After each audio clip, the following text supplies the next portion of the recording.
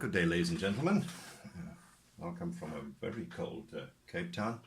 Me and my co-presenter Cardi. I'd like to introduce a new kit to you, and if you think, who the hell is Cardi? Well, you will find out in a minute once she joins us. In the meantime, let's grab the time while we have it to have a look at the kit which I would like to introduce to you today. This is this particular one. It's a German cargo truck L1500S. Now you will see a couple of things which are quite unusual as far as I'm concerned. The first one is it's a 1:35 scale. I normally don't do anything smaller than 1:25. The second one is, you'll see it's not one of the main kit producers. It is MiniArt, and I personally know MiniArt as, you know, wonderful producers of figurines and obviously also other additional stuff, especially for the military sector. Since I don't do military models, I was never very much into them, and then our little shop here in Cape Town suddenly came up on their Facebook and said, look at that, we got this one in, apart from many others, from MiniArt, have a look at them. And I went and I had a look. There are a couple of things which I saw. First of all, I saw a little bit of text, mostly in Russian, Ukrainian and English. I saw a lot of options which you can build this truck in. We'll come to that right now. You can see the price here, 740 Rand. That's around about $50, so it's not cheap. And even for South Africa, it's not cheap. And it comes from the Ukraine. And I thought I'll share this with you. The other thing I saw on the box is that it was 688 parts, which is quite a bit. So it's small parts and it's a lot of parts. So I thought, well, Roland, are you doing the right thing? If you're not quite sure what that L1500S is, it's one of the trucks which were normally built between 41 and 45, 1941 and 1945. And there, by the way, you see Cardi, commentator. And what they used that obviously in the war extensively. And then after the war, it was still used quite a bit in Germany as delivery trucks. As you could see here, that's you see either for beer, milk, or any other transports which come around. Now, what I have in my hand here is a glossy print, and that is the instruction sheet. So let's have a look what the instruction sheet is all about. That's the front page over here. And you can see some of the versions which you can build here. You can see there are barrels and milk cans and all the kind of stuff in here. So that's very interesting. There's a very nice color chart with Vallejo, Mr. Color and Humbrol colors. Well, I use mostly well, anything really which comes along, but as far as model colors is concerned, I use mostly Tamiya. But that is not the problem. There you see more versions of the truck which can be built. That's the postal service. On top you see the postal service up to 1945, and at the bottom then after 1945. Then on this side, here, right over here, on the right hand side, you see all the sprues, so that already gives you a bit of an idea that it will be quite extensive. Then you can see beer bottles or milk bottles right over here. We'll come to that. You can see that everything gets assembled, even the frame. The frame is not assembled. You see the barrels over here. I'm just flipping through. I'm not going to explain the whole thing. Most of it I actually don't know myself. I just opened it once and had a quick look at the parts. I thought I'll show it to you first before I go any further. You see how to construct the tires. There are no vinyl tires, so it's all plastic. The engine, all the other parts, the cabin, and then here you have wonderful detail again, and also gives you a lot of good idea what the colors should be on the accessories in the kit. There are a few bottles depending what you want to do. There is again the beer wagons, normal transport. This is for a washing company. So yeah, this gives you a pretty good idea what the instruction sheet looks like. Then obviously it does come with decals as well as glass. The decals and the glass are together. Here you go. I leave it in the plastic for the time being. As you can see, Cardi just checks how stable it is. Right, the glass looks actually quite good. You can look through the glass onto the decals without any problem, so that normally should tell you that the glass is not too thick. And then you see a lot of very, very small decals right over here, and they are to put on the bottles. And what that means, I'll tell you in a minute. You'll see different license plates depending on what truck you want to build, and obviously all the other markings which you can put on the truck. Then we also got these things. What is in here? Now this is something which I never used before. I'm quite afraid. I'm sure you recognize these. Those who use it very often will recognize these. Yep. There they are. I forgot the name, what they're called. Well, you know what it is. It's little metal parts which you can add. You see there's the Mercedes part. There's the that comes onto the dashboard. There's the grill right here in front. So there are some very nice parts over here. Very small, very dainty. There's some more. It's actually explained very, very nicely in the instruction sheet where they come on, how to use them. And I will obviously bug you guys on the forums, on Facebook, how to use them best and how to make sure that we don't destroy them. Right, then let's start with the plastic itself, and let's just get it over and done with as far as the bottles is concerned. You heard me talking about bottles quite a bit. Well, here you are. These are the milk bottles for the milk trucks. Here you go. You can see it very nicely. So they all need to be painted white, and the lid needs to be painted just whatever the lid color is. I think it was kind of bluish. There we have the beer bottles.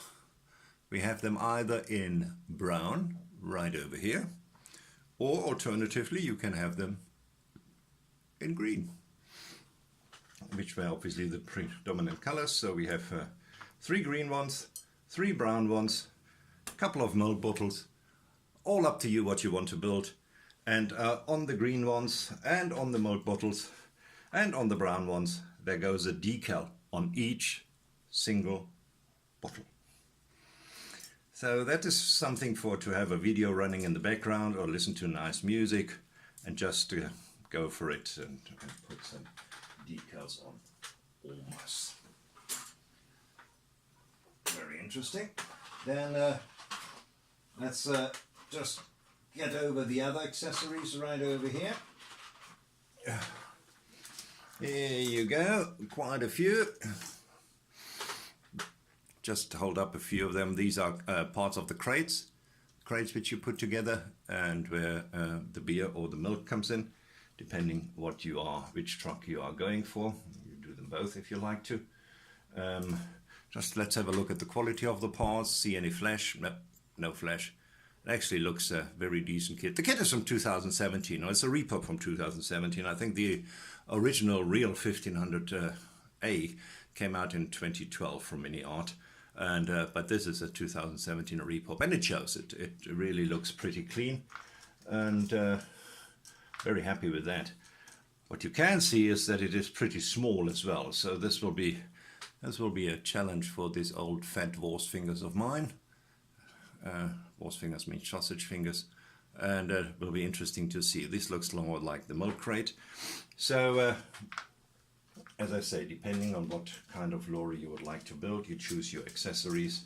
As I said, enough bottles. You put the bottles one by one into the case, and then, as we said, the decals must go on there as well. But we're now getting into the plastic for the lorry itself. You can see there are 2 identical sprues, so I'm just showing you one here. Right over here, it's a wheel with the tire. You can see that over here. Actually looks very neat. Looks very nice. Let's have a look at the tire from this side. So here we go. Doesn't look too bad. As I say, once again, no flash to speak of. Look at the small parts over here. that actually looks very, very neat. So that's part of suspensions and tires. And here we have the barrels. So if you decide to do the beer wagon, you can do the barrels right over here. And there's a little bit of flash over here. If you look on that side, you will see, yeah, there's just a tad of flash there. But that is not too bad. And yeah, you can build your barrels and then obviously paint them very nicely. And let's go on with the smaller pieces. There's suspension pieces again. Very nice to show you the smaller pieces right over here. Here you go. Some of the suspension parts right over here. Flat iron springs. There we go. Then more wheels over here. And they're double wheels at the back. Here you go. And then more small, really small suspension parts over here. You can see one of the light buckets over there. Let's have a closer look at that. Yeah, it looks very nice indeed. What do you say, Cardi? Huh? Is that all right? Okay. As long as she approves, we're all good. Here actually is an identical one, so there are two of these. Then let's have a look at one of the bigger sprues right over here. These are engine parts again. There's a differential right over here. Yeah, let's move it over there. And other small parts, engine parts, as I say, mostly. And there's the front grille. Always interesting to see. Here you go. And other engine parts right over here, the pulley and the fan. So that looks all very, very nice. Good with the dark background of Cardi. Thanks for helping me out, dear. Right. Now you can see the quality actually looks good.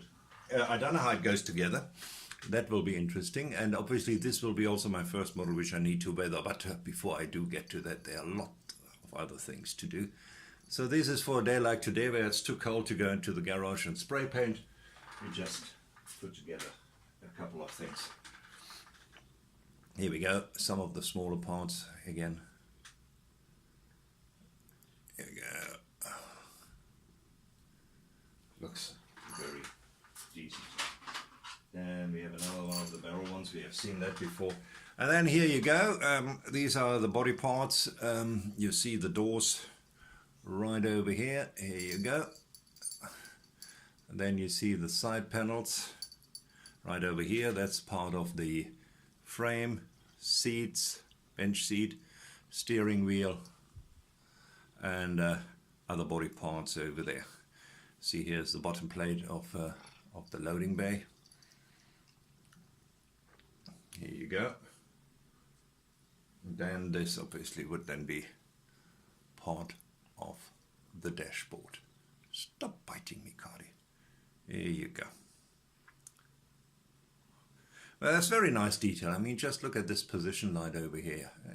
There really is very, very. I mean, I was amazed when I looked at it and opened it up in the hobby shop and said, I want to have a look at it. I was really amazed at how nice a quality this kit is. It doesn't change anything that it is still 1:35. So pretty small. And then what they also did, I find that a very sweet touch. They put this one, which is the cabin, into an extra box. So let's just open this up so we can take it out.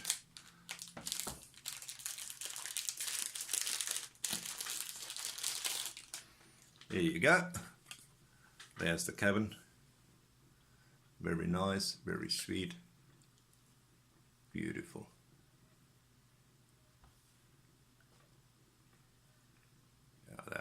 That's pretty clean. It really is.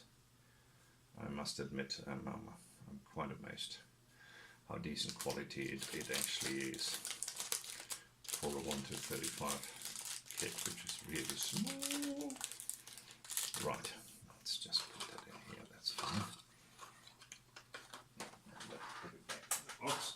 Right. So here we are.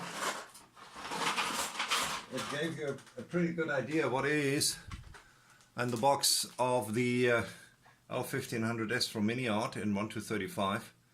It really has a lot of detail, which yeah, seems to be quite daunting at times, but it's wonderful, it's beautiful.